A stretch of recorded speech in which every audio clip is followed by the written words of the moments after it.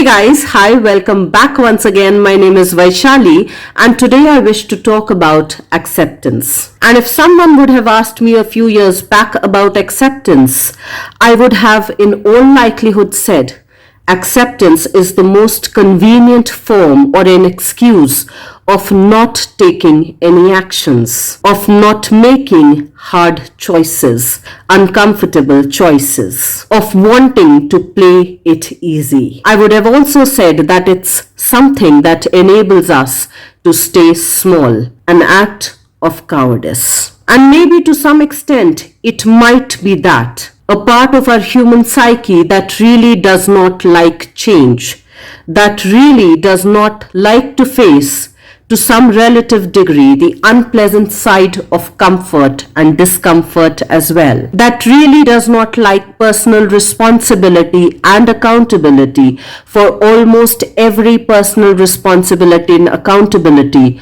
that is also innately interpersonal. For every change is also interpersonal, which in itself is a pretty hard truth to swallow, to take account of. And when I looked for the root meaning of the word accept, it actually meant taken. What we take in, how we take in, how much do we take in, and what we do not take in, how much of it we do not take in, is our responsibility. And this is essentially applicable for all the grown-up adults. Or in fact, it can be taken as a means to developing our ability to respond relatively well, which is responsibility, and quite consciously. Which invariably would also imply that we begin tuning in, getting aware of the 98% of our less obvious subconscious and unconscious. And as of today, personally for me, the concept of acceptance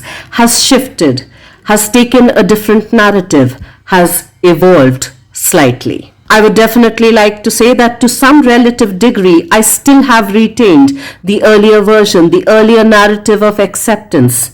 And yet, I've also realized that acceptance is also the route and the road to all possibilities, to all changes that we desire. That the conscious acceptance of our, at times habituated dysfunctionalities can enable us take the first step towards making changes that feel more desirable and are more in alignment with our wholeness, both on personal and interpersonal levels. And here I'd once again like to cite the example from the movie Toilet Ek Prem Katha, wherein until one person, essentially the female protagonist, does not protest against the issue of living in unhygienic toiletless homes, the others are equally comfortable doing what has always been done, living in unhygienic toiletless homes, living in unhygienic surroundings. But before any kind of a change that begins to shape up,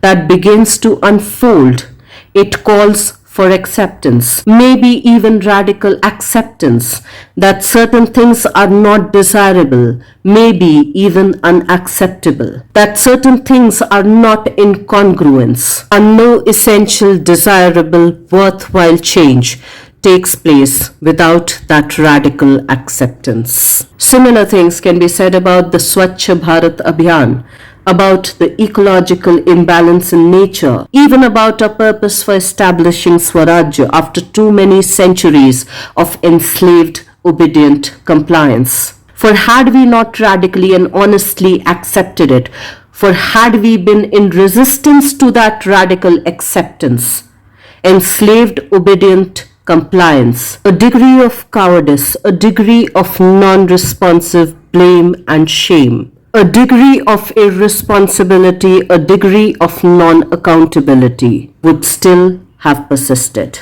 Because unfortunately, whatever we resist definitely persists. So maybe acceptance also has two sides, and until and unless we look at the full spectrum of acceptance, we would remain blissfully ignorant.